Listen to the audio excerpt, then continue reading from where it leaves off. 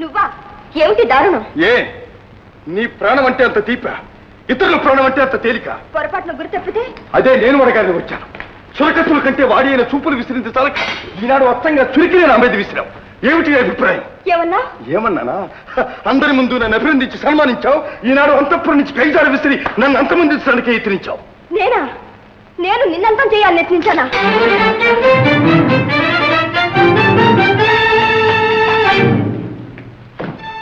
ఇక్కడి నుంచే విసిరావు.